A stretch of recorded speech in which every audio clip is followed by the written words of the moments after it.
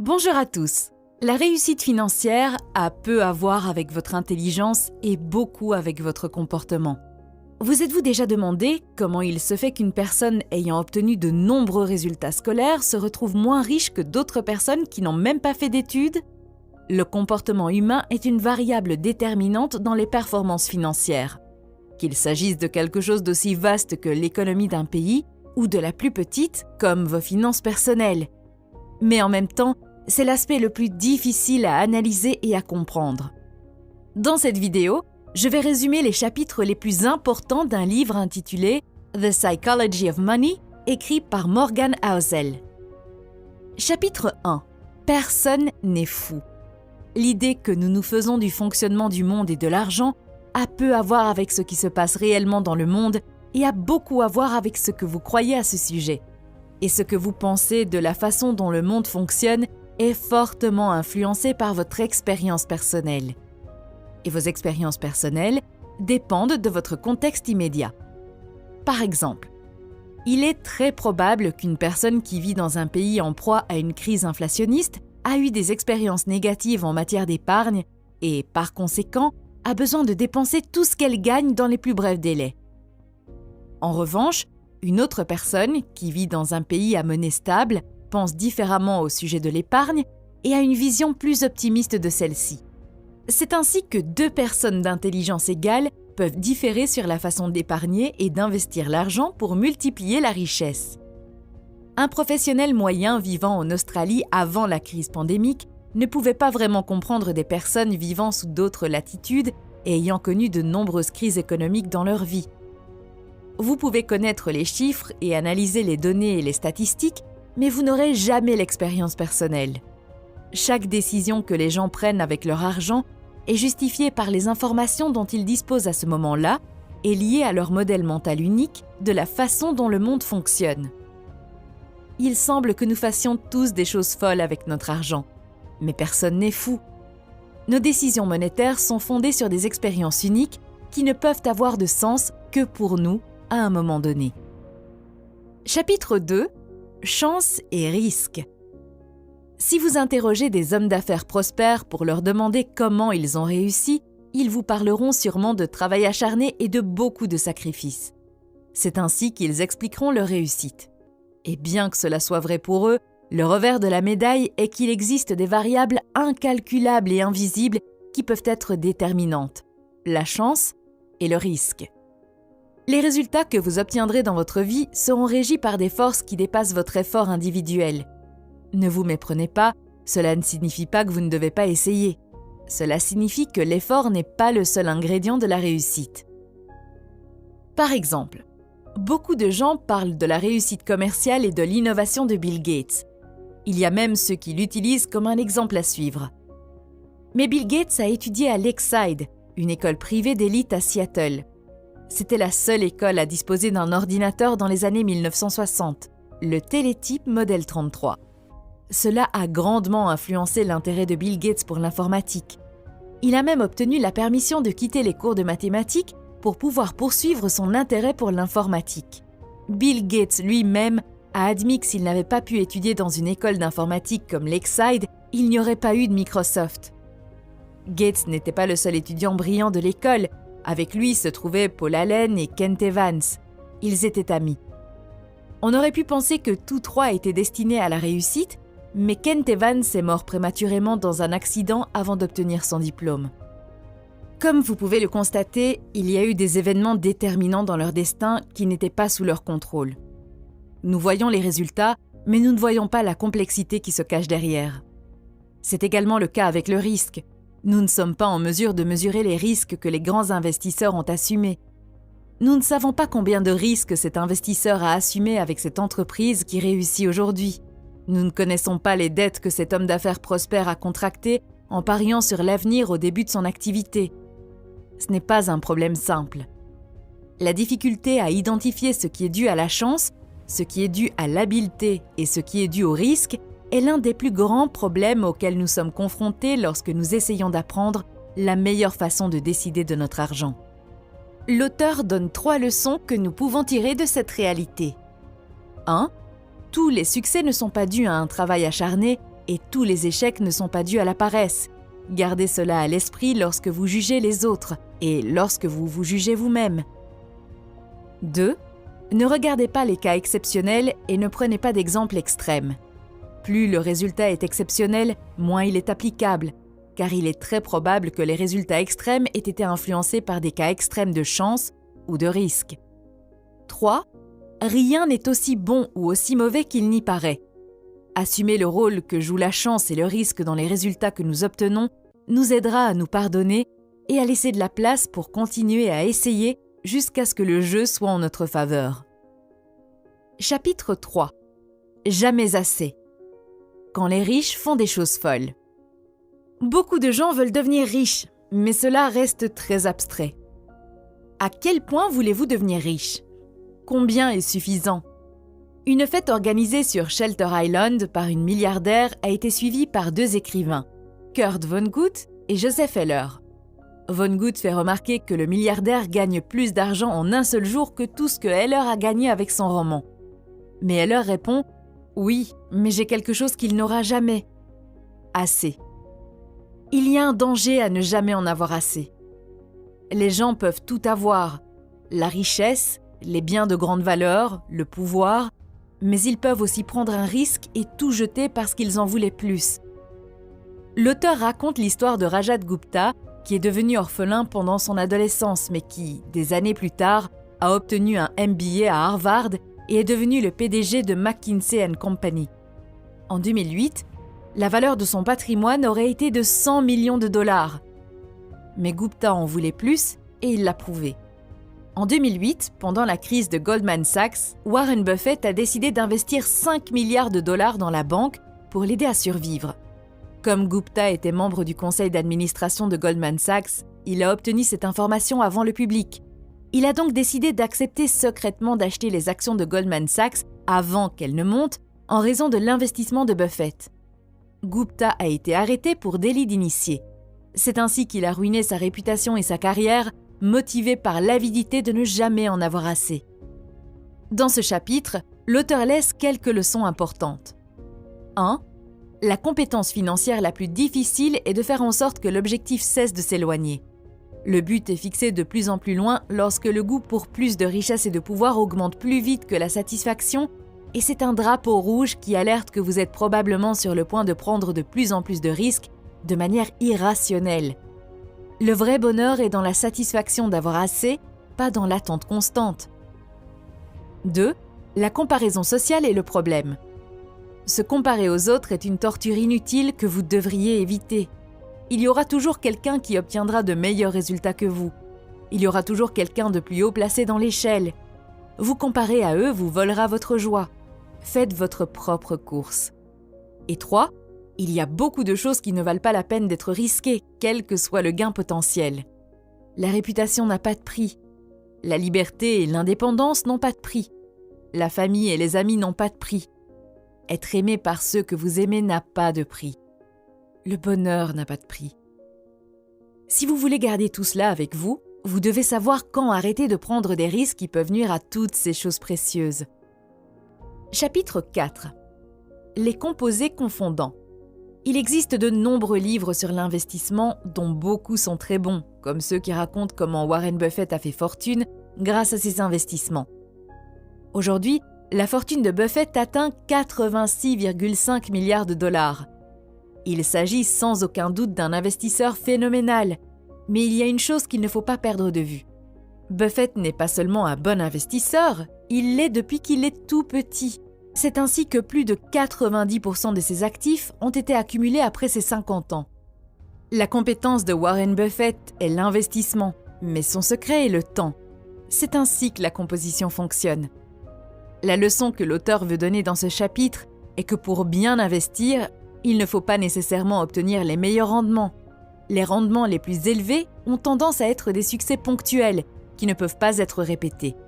Un bon investissement consiste à obtenir d'assez bons rendements que vous pouvez conserver et qui peuvent être répétés sur une longue période de temps. Et comme l'a dit Charlie Munger, la première règle de la composition est de ne jamais l'interrompre inutilement. Chapitre 5. S'enrichir versus rester riche. De nombreux gourous de la finance parlent de la façon de devenir riche, ce qui en a fait un sujet ennuyeux pour beaucoup de gens. Mais il y a une autre chose qui est souvent perdue de vue. Il ne s'agit pas seulement d'accumuler un certain capital, mais de maintenir sa richesse dans le temps. L'auteur affirme qu'il n'y a qu'un seul moyen de rester riche, une combinaison de frugalité et de paranoïa. La frugalité consiste à utiliser ses ressources à bon escient. Pour devenir riche, vous devez prendre des risques, être optimiste quant à l'avenir et vous faire connaître. Pour rester riche, vous devez faire preuve d'humilité et avoir peur que ce que vous avez gagné vous soit retiré ou perdu. Les intérêts composés, c'est comme planter un arbre. En 1 an, vous ne verrez pas beaucoup de progrès. En 10 ans, vous remarquerez la différence. Et en 50 ans, vous aurez créé quelque chose d'extraordinaire. Mais pour rester debout pendant tout ce temps, vous devez survivre aux aléas de la vie que nous connaissons tous au fil du temps. Chapitre 6. On peut se tromper la moitié du temps et quand même faire fortune. Dans ce chapitre, l'auteur raconte l'histoire de Heinz Berggruen, qui a été admiré pour sa perspicacité à investir dans l'art. Berggruen a réussi à amasser une collection d'œuvres d'art de grande valeur. Mais en réalité, il ne s'agissait pas de pure perspicacité. Mais Berggruen a acheté de grandes quantités d'art. Et de tout cela, seule une petite partie est devenue de l'art de valeur.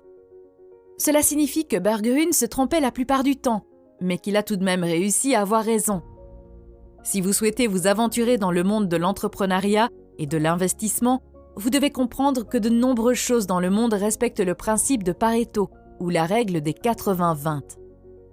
Les investisseurs chevronnés et les grandes entreprises s'attendent à ce que sur 100% de leurs décisions d'investissement, 80% échouent.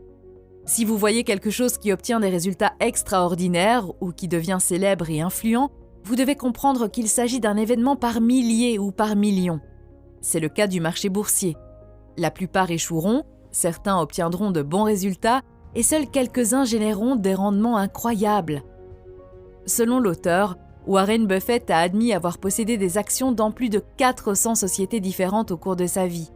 Mais les gains les plus importants sont venus de seulement 10 d'entre elles.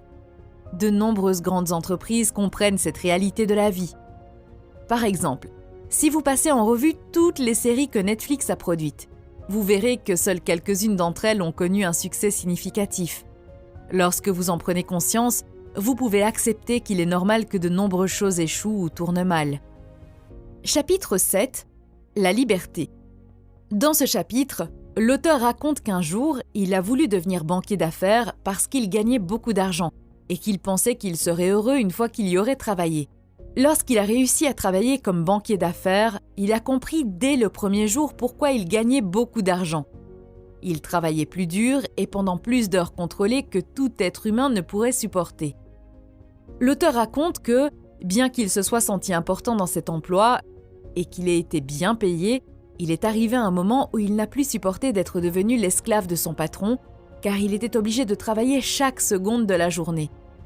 Cela en faisait les jours les plus misérables de sa vie. Il a été incapable de travailler ainsi pendant plus d'1 mois. Travailler sur quelque chose que vous aimez faire pendant des heures que vous ne pouvez pas contrôler peut se transformer en quelque chose que vous détestez. Peu importe à quel point vous aimez votre activité, si elle se transforme en quelque chose qui prend le contrôle de votre temps, vous finirez par la détester. La forme la plus élevée de richesse est la capacité de se réveiller chaque matin en se disant « Je peux faire ce que je veux aujourd'hui ». Nous entendons tout le temps les gens dire qu'ils veulent être heureux, mais le bonheur est complexe, car nous sommes tous différents. Mais il y a un dénominateur commun. Le carburant universel de la joie est la capacité de contrôler sa propre vie. Il existe des possibilités alléchantes de gagner de l'argent, mais beaucoup sont des pièges dont il peut être difficile de s'échapper. Ne tombez pas dans le cycle sans fin qui consiste à gagner plus en perdant l'une de vos valeurs les plus précieuses, la liberté. La possibilité de faire ce que vous voulez, quand vous voulez, avec qui vous voulez, aussi longtemps que vous voulez, n'a pas de prix. Chapitre 9. La richesse, c'est ce que vous ne voyez pas. Quelqu'un peut sembler riche, mais il est impossible d'en être sûr au premier coup d'œil. Vous pourriez ne voir que la partie visible de l'iceberg. Ne vous laissez pas tenter par ceux qui font étalage de leur richesse. Cela semble stupide de le dire, mais la seule façon d'accumuler de la richesse est de ne pas la dépenser. Souvent, lorsque les gens disent qu'ils veulent être millionnaires, ce qu'ils veulent vraiment dire, c'est qu'ils veulent dépenser 1 million de dollars. Mais dépenser 1 million de dollars est littéralement le contraire d'être millionnaire. La richesse est cachée. La richesse, c'est le revenu qui est épargné et non dépensé. La richesse, c'est l'optionnalité, la flexibilité et la croissance. La richesse, c'est la capacité d'acheter des choses si nécessaires. Dépenser de l'argent pour montrer aux autres combien d'argent vous avez est le moyen le plus rapide d'en avoir moins. Chapitre 13. La marge d'erreur. Si vous n'êtes pas capable d'imaginer la possibilité de votre échec, vous échouerez. Car le véritable échec surviendra lorsque vous ne saurez pas comment faire face à un revers dans votre entrepreneuriat et vos investissements. Comment faire face à l'adversité si vous n'avez jamais envisagé cette possibilité ou si vous ne vous y êtes pas préparé? Mettre tous vos œufs dans le même panier d'investissement signifie que vous prenez trop de risques en misant sur une seule option. Si vous n'élargissez pas votre portefeuille d'investissement, cela signifie que vous ne laissez pas de place à l'erreur. Autrement dit, vous ne serez pas préparé à une issue défavorable et c'est là le véritable échec. Si quelque chose peut se briser, il se brisera. Donc, si vous faites dépendre beaucoup de choses de la performance d'une seule, vous comptez les jours jusqu'à la catastrophe. L'une des plus grandes erreurs avec l'argent est de compter uniquement sur le salaire pour financer les dépenses à court terme, sans épargne pour vous protéger des dépenses imprévues à l'avenir.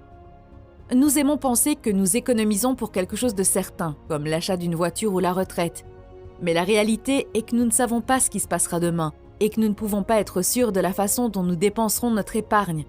Cela ne veut pas dire qu'il ne faut pas planifier, mais qu'il faut laisser une marge d'erreur lors de la planification. Chapitre 14. Vous allez changer.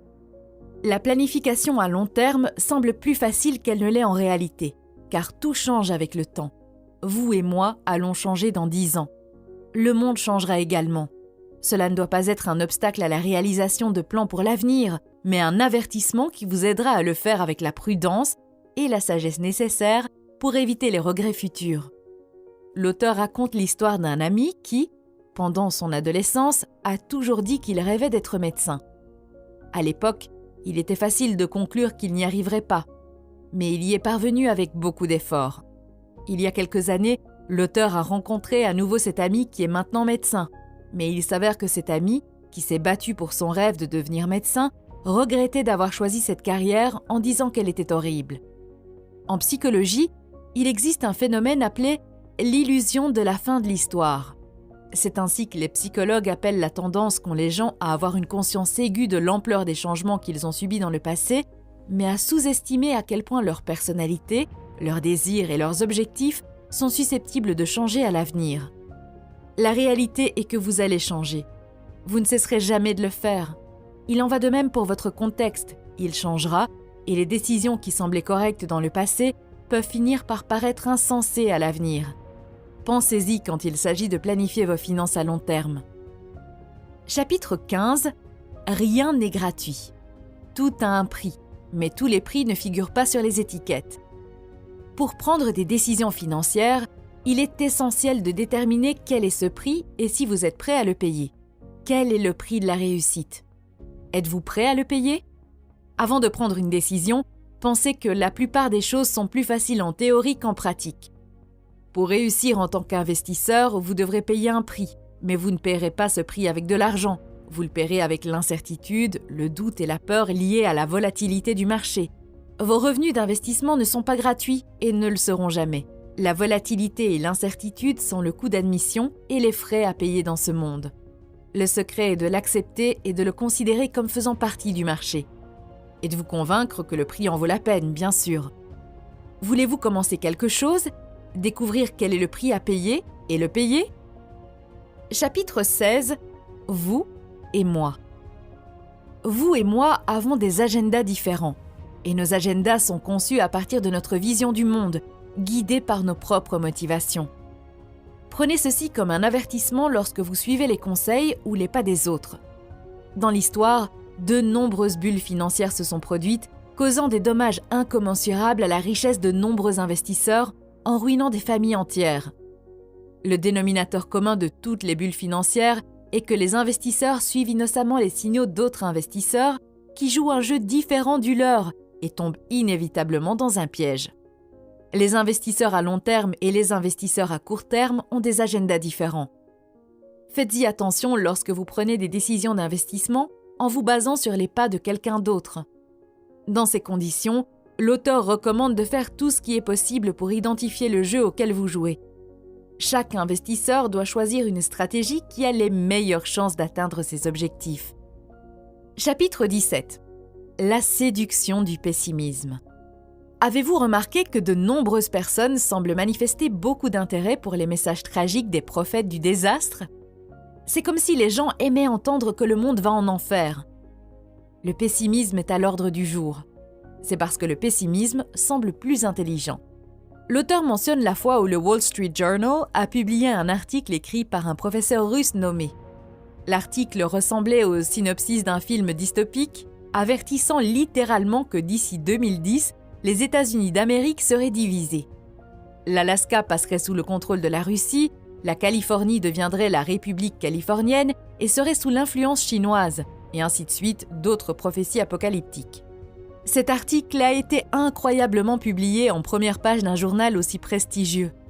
Le pessimisme est naturel et évolutif, puisque les organismes qui traitent les menaces comme quelque chose d'urgent ont plus de chances de survivre et de se reproduire. Cependant, l'optimisme est le meilleur pari pour la plupart des gens, car le monde a toujours eu tendance à s'améliorer pour la plupart des gens, la plupart du temps. La réalité est que le désir de survivre et la recherche du profit poussent les gens à chercher des solutions dans l'adversité. Dans un contexte de nécessité, l'innovation apparaîtra, car la nécessité est la mère de toute innovation. Imaginez que vous vous trouviez au Japon, quelques jours après avoir été détruit par la défaite lors de la Seconde Guerre mondiale, et que vous lisez un article affirmant que le Japon deviendra l'une des principales économies du monde. Que penseriez-vous? Peut-être que vous le croyez, ou peut-être que vous le voyez comme un cliché optimiste. Mais cela s'est avéré vrai. Le Japon a réussi à se redresser et à devenir une puissance mondiale après avoir touché le fond. Comme vous pouvez le constater, tôt ou tard, les solutions apparaissent comme la réponse d'un peuple aux problèmes et aux adversités. L'optimisme est un des principaux moteurs de la reprise économique, souvent ignoré par les pessimistes. Sans optimisme, il est impossible pour les gens de créer des solutions aux problèmes. C'est tout pour cette vidéo. Si vous voulez avoir d'autres résumés de livres financiers, consultez la playlist que vous voyez à l'écran en ce moment. Merci d'avoir regardé la vidéo et passez une bonne journée.